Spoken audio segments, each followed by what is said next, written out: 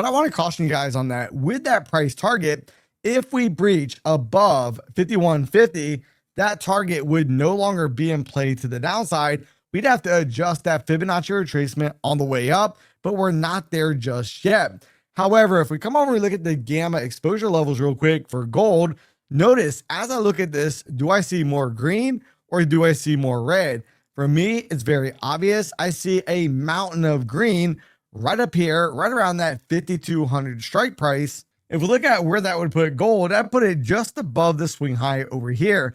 Now, if I go ahead and drag this up, assuming that we make it up there, that would adjust the ABC target up a bit, the 3,989. Now, we can't look at the VIX today. The VIX was not trading, nor were any of the other stocks. However, we come over and look at the futures markets and we look at the NASDAQ real quick. What do we have going on? We look at the 4-hour chart. What pattern do we see setting up? We talked about this morning on the live stream. Now, if you guys don't want to miss the next time I go live, make sure you subscribe and you have the bell notifications turned on for all. We have this A to B leg, the B to C leg, and are we about to complete all the way down to the D point, which comes in at 24,144. Now, something we have to know about this pattern real quick is there is a bit of a problem with it. One, we have not taken out this lower swing point yet, and this could be a lower level consolidation that could simply bounce back up. If the market's able to break back above 24,996, then that will invalidate the potential ABC pattern on the way down, at least for now. And what I mean by that is the ABC pattern we currently have drawn out would no longer be in play. And I want to grab a Fibonacci retracement of that move down. If we go all the way up above the 786, which comes in right around 25,241.5, then I will no longer be looking for any type of ABC pattern to the downside. Now, we come over and look at the daily profiles on the 30-minute chart.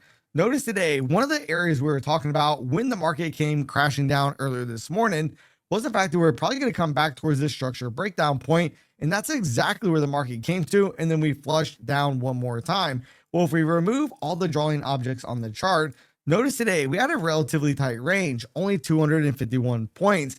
But if we were to go ahead and grab a Fibonacci retracement from the low on Friday all the way up to the high on Friday, notice where we came down to, the 78.6. Now, this is going to be critical because if we start breaking that, that's really going to increase the probabilities we are coming all the way down towards the swing low on Friday at about 24,580 points.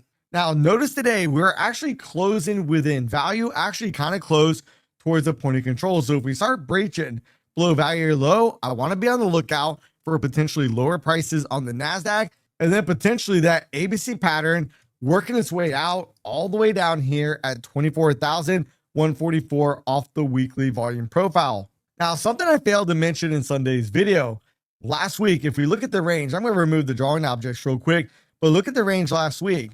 The high was lower than the prior week's high. The low was higher than the prior week's low, which made this an inside day, which we all know that after an inside day, quite often we're going to get a breakout or breakdown from this pattern. Now, I say day, but really an inside week, but that still does not negate the possibility that we're going to come up towards this area right up in here. We have a structure breakdown point, which has not been tested. So if we get some upside testing, 25,054 is going to be a very high probability target that I most certainly want to go ahead and focus on. Now, if we look at the economic calendar, today was a bank holiday. What do we have on deck for tomorrow? Tomorrow, we essentially have the weekly ADP employment change numbers coming out, the Empire State Manufacturing Index coming out, Cleveland Fed inflation expectations, and then the NAHB Housing Market Index.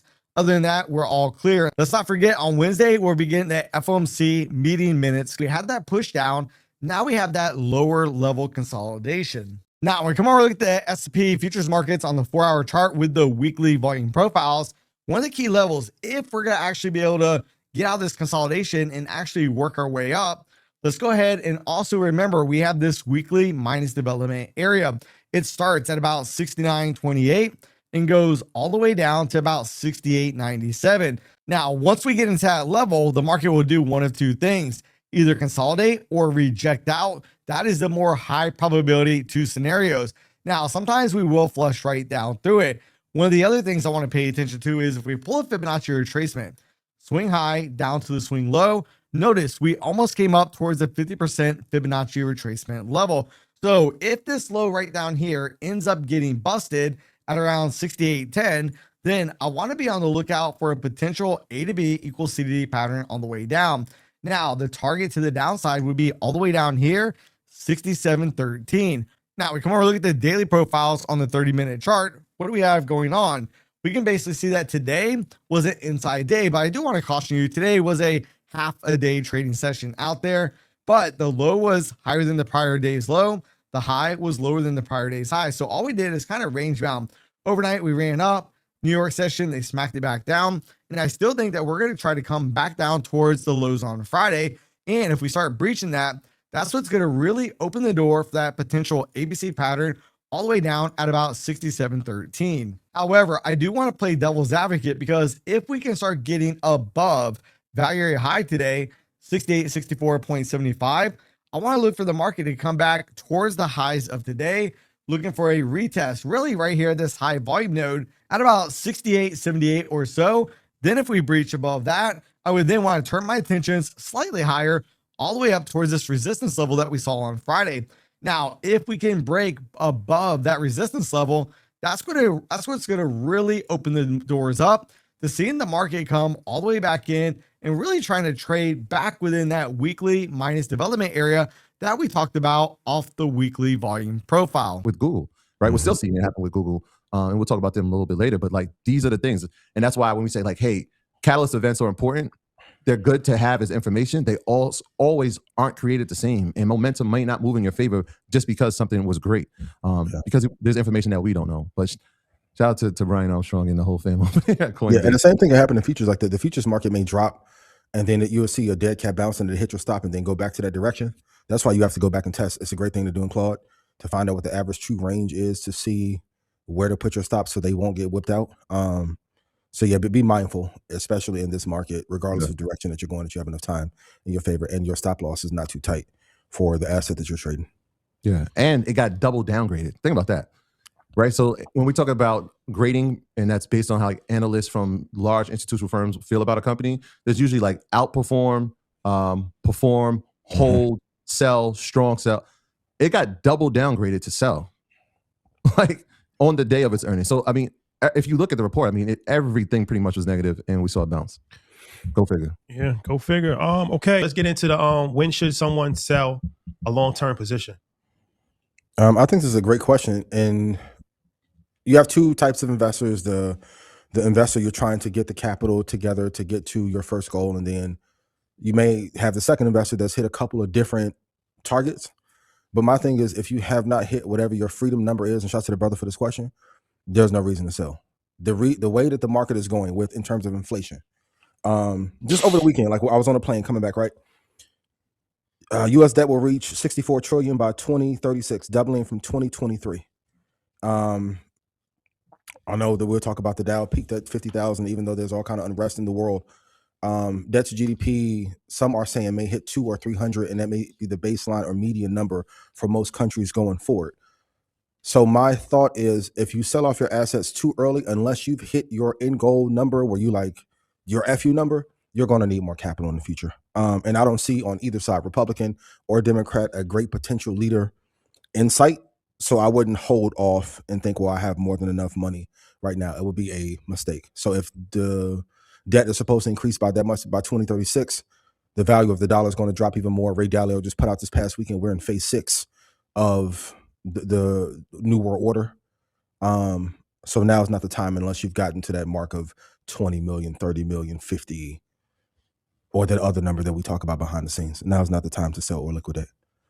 And I think it's important just to pay attention to the positions that you're in, because something like PayPal is down 89%. So when you start to see that your investments have taken a drastic turn, not just in price, but fundamental changes in the company, fundamental changes in the industry. They no longer have a competitive advantage. They no longer have a moat. There's someone else in the space that is more relevant than them, that's performing at a higher level than them. I think it's important just because it is. If you're not one or two in the industry, not to cut you off, but if they're not one or two, you got to let it go.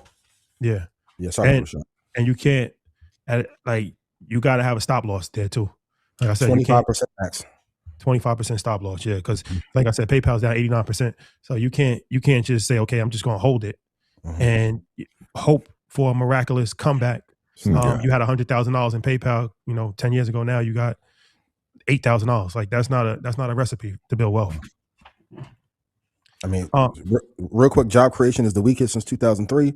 Consumer delinquency hit a 9-year high. Small cap financials are exposed to both. Debt to GDP 20 years ago was 60%. It's currently at 145. They're not going to balance the budget anytime soon. No, so not likely. That's why gold got to continue to go up. But let's talk about the next one. Okay, hit the like button and share, ladies and gentlemen. This is the blueprint. So let's talk about. Put this post on Instagram. And he talked about it during the mastermind. So if you at the mastermind, don't worry. He spoke for an hour, so we ain't gonna give away everything. But let's talk about one particular something that you talked about as far as the next AI. This is a big one though, like a pause. But write this down. I think it's important to have vision, right? And I think if I talk about story, and shout out to everybody that's been DMing me about understanding the story. And if you understand the story, then the vision becomes very clear. And so when we talked about GPUs in 2020, 2021, it was very clear at the time where we were saying that these chips were going to be needed for everything in the world of tech. 2023, obviously, AI becomes the story. GPUs are still at the forefront of it. So we were ahead of it. The next thing we were talking about was memory, right? Because if GPUs are the central part of this economy, then it's going to need its core thing to remember to keep inference on, right? So the memory sector became something that we were focused on. Micron when it was $83, Western Digital, Seagate. I mean, this is before they ran on their 200+% run in 2025. SanDisk came a little bit later, but still in the same that memory story. And then we had that data center revolution, and that was part of our classes.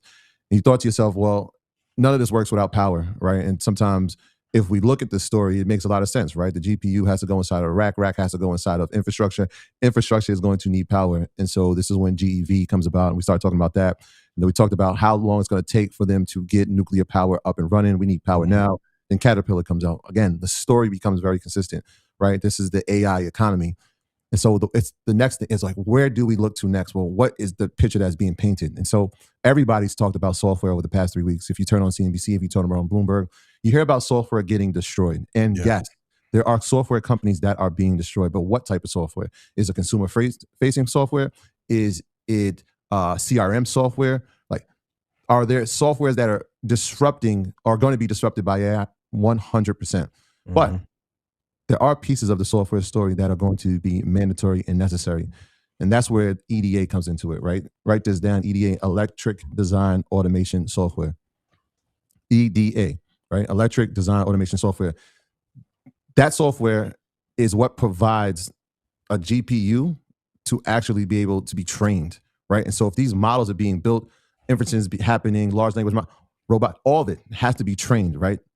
This type of software is where it happens on. And so you start thinking about, okay, well, if it doesn't remember, if we can't train it, what's the purpose of it? And so you start looking around the companies that are at the forefront of it. And true to my word, we were at GTC last year. And as Jensen's speaking, I'm literally taking screenshots of the screen. I'm watching him, but I'm looking at the screen. And why am I looking at the screen? Because at the bottom of the screen, there's a bunch of companies that are listed. And I'm like, okay, these are partners. Who are the companies that I see?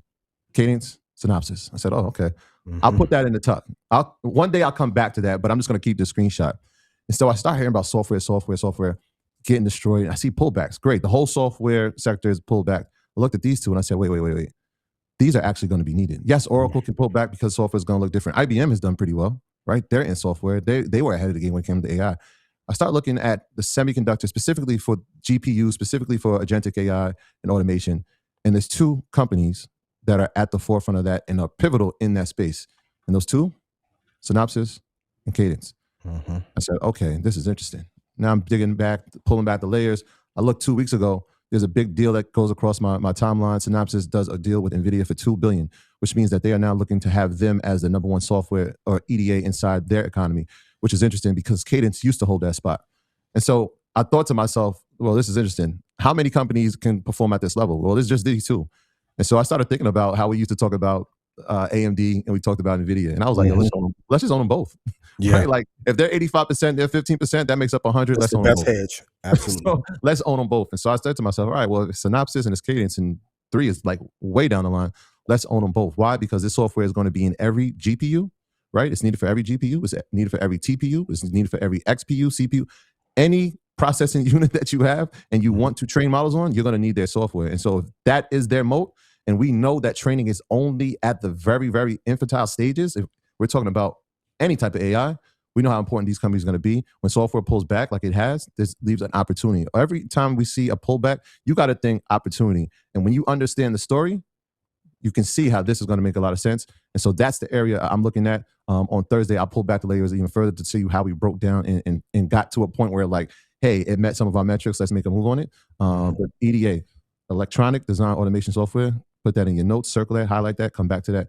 It'll be a major key. Now, we said this about memory and everybody was like, are you sure? Are you sure? Are you sure? A year and a half later, oh my gosh, I can't believe I missed on Micron. Don't let that happen this time. And